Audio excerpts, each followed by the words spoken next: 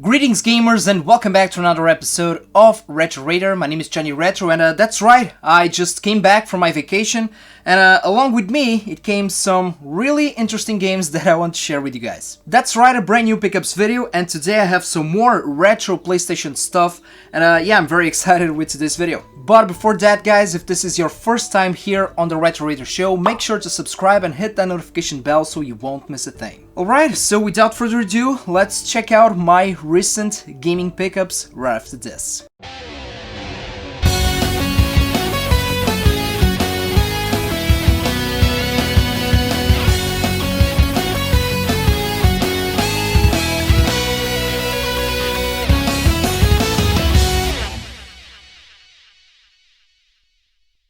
Okay, first things first, I got some more of these.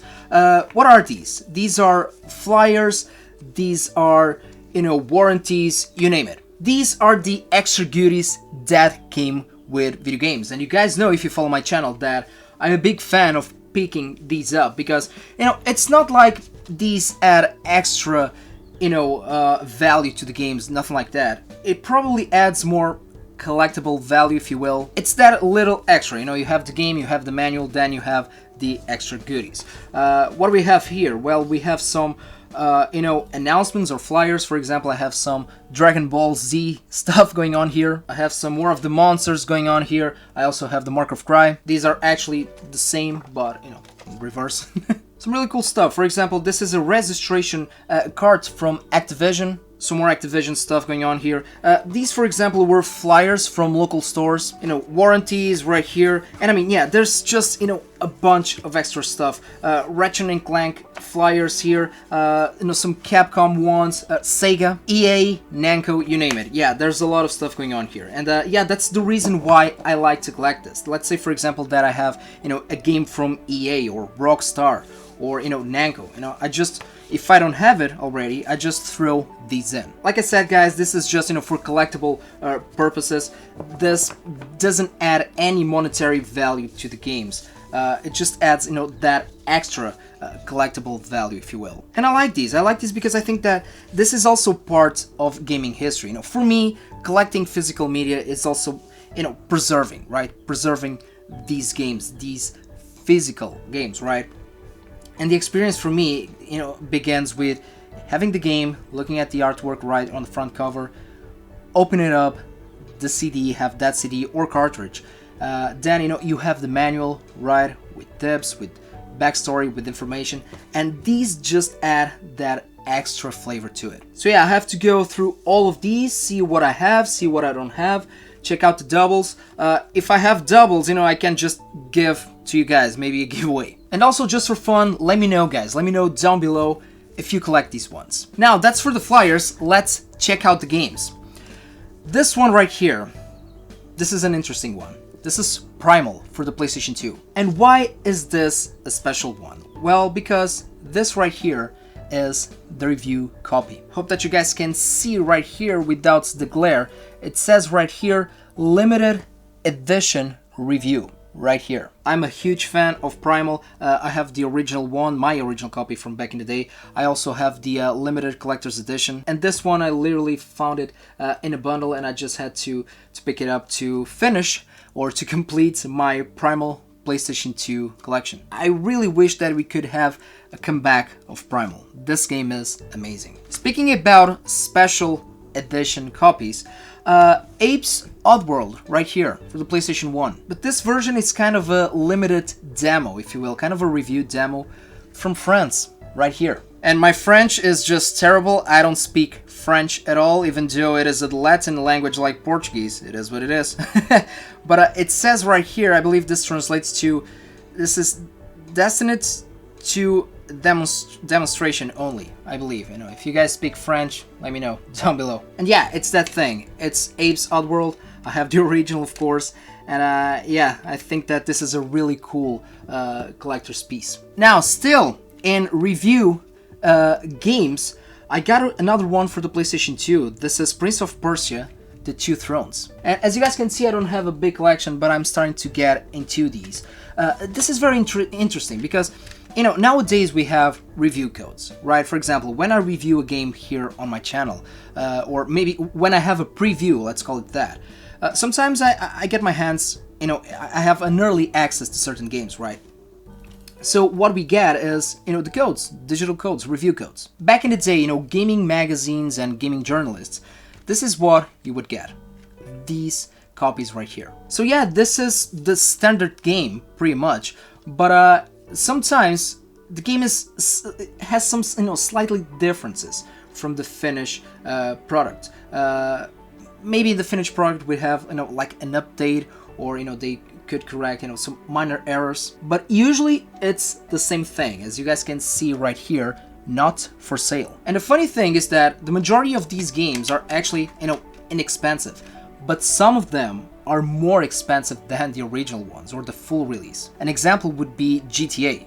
I believe that the GTA San Andreas review copy, it's like 100 euros or something like that, compared to the standard San Andreas, which you can get, complete with the map and the manual for what, 10? But yeah, it is what it is. And by the way, this is a great trilogy. I'm a huge fan of this trilogy, even though the Two Thrones for me, it's my least favorite, but still a great game. And I have the 3 standalone games. I also have the the trilogy pack. And next year, apparently, hopefully, we are going to have the remake of the first game, and I'm excited with that.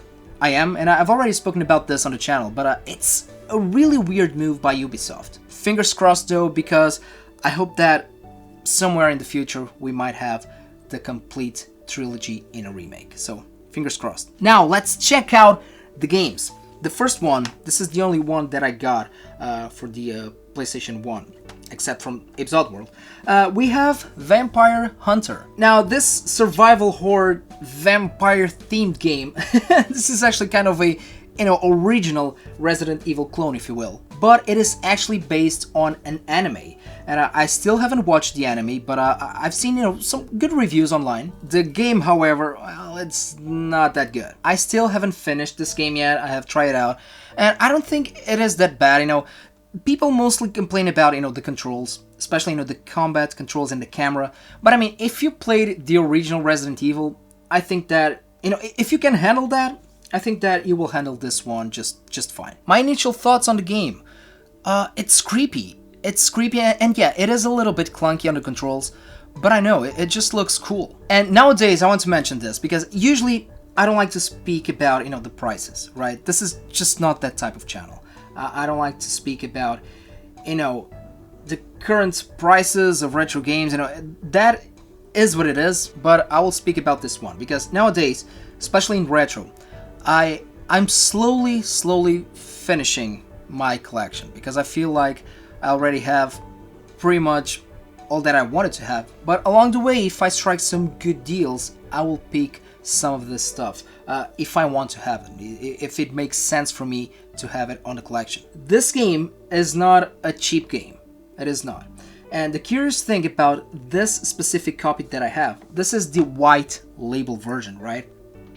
Usually I prefer the full versions, even though this has the standard artwork, and it has the standard disc, as you guys can see right here. I can show you up really quick.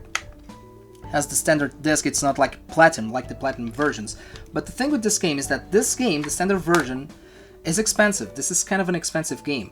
And from what I've seen, the white version that I have, it's even more expensive, which is weird because usually people don't go after this one. Not only that, this is the Portuguese version right here, still with the IGAC seal, para todos os meus amigos portugueses que estejam a ver o filme.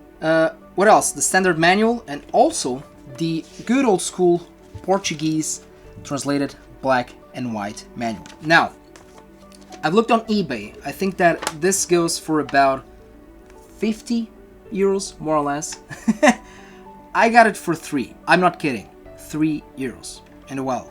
And this is just a reminder that, again, the prices of the retro gaming hobby, it is what it is. But still, you can still find good deals out there. I just think that we live in an era where, those good old days where you would go to a flea market, right, with 10 euros or a 20 euro bill and just come back home with a bag full of games. Those days are over. Those days are gone. And it is not just because, everybody is collecting retro video games. It's not due to that.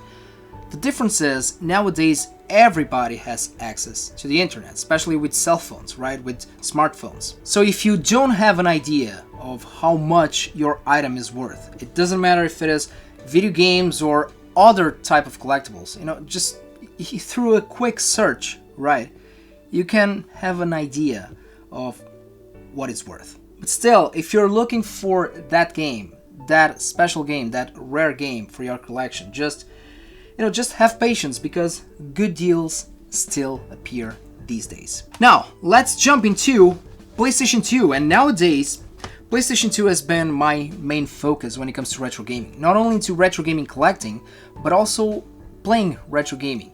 I'm really enjoying exploring this era, especially on the PlayStation 2. This one was kind of an upgrade of a previous game that I had.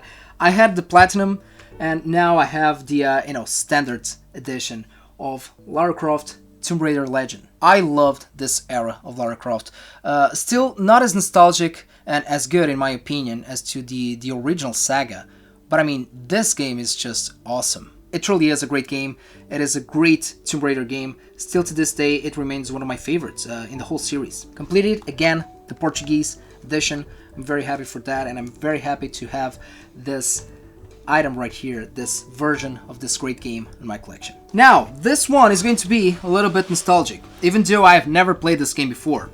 And I'm talking about this Action Man game called Alpha Teens on Machines. The thing with Action Man is that Action Man was one of the very first toys that I ever got. I used to love the Action Man toys. I still have a bunch of them. And about the video games, well, I loved the original one, the first one on the PlayStation 1. Even though it didn't age that well, I think that it is a great game. And this on the PlayStation 2, this is a racing game. I believe it is based on the cartoon, not the cartoon from the late 90s, early 2000s, the one that I watched. Yeah, I believe that this one is based on a different cartoon, but still, I pick it up because it was cheap and because, it is Action Man. It was that, that little hinge for nostalgia. Now, let me put these two, I want to save these two for last. A game that I remember seeing back in the day on gaming magazines, but it was a very late release on the PlayStation 2. And by this time, I already had moved to the PlayStation 3, so I didn't care for PlayStation 2. Things are different nowadays, but back in the day, that was my mindset. But yeah, this game is Getting Up for the PlayStation 2. Mark echoes Getting Up. So what is this game all about? In its essence, I have to say that it is kinda of a GTA clone mixed with beat 'em ups and graffiti, also maybe with a little bit touch of Jet Set Radio. And yeah, it was published by Atari right here. And I still haven't beaten the game, I just tried it out. And first of all, the graphics. This game looks beautiful. Again, we're talking about a late release on this generation. And yes, it is a different concept from GTA, but in its essence, I have to say that it reminds me a lot of GTA, especially that streetwise mentality of San Andreas. But I'm enjoying the game, I really am, especially the combats and the whole platform elements that you also have within the game. Again, the graphics, I have to say that the graphics in this game are fantastic.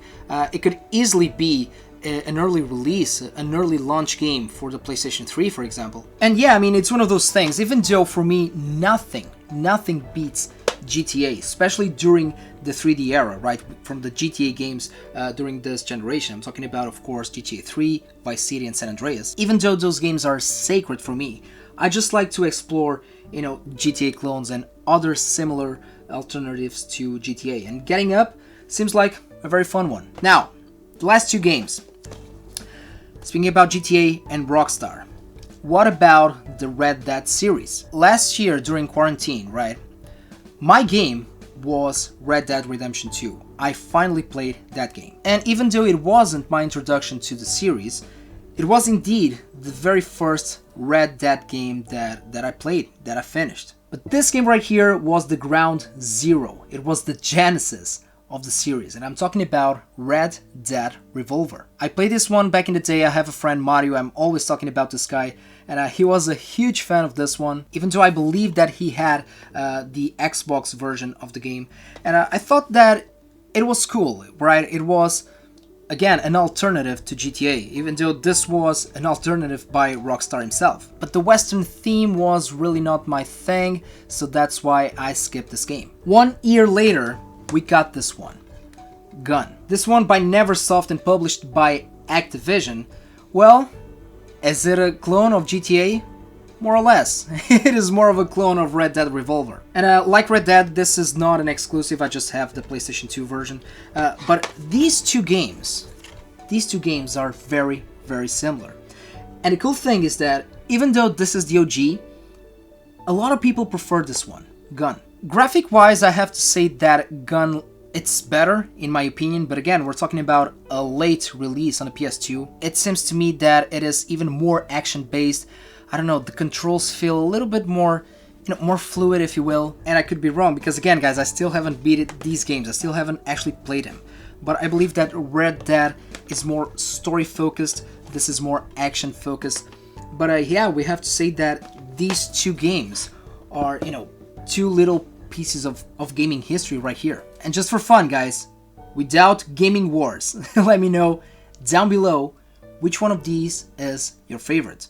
Red Dead Revolver or Gun. And yeah, this concludes the video, guys. These were my recent gaming pickups. And please let me know down below what recent gaming finds did you guys found for your gaming collections. I really hope that you guys have enjoyed this video, and if you have the extra time, feel free to follow me on social media. I'm on Twitter, Facebook, and Instagram. Thank you so much, guys. As always, take care of yourselves, take care of the gaming community, and game a lot.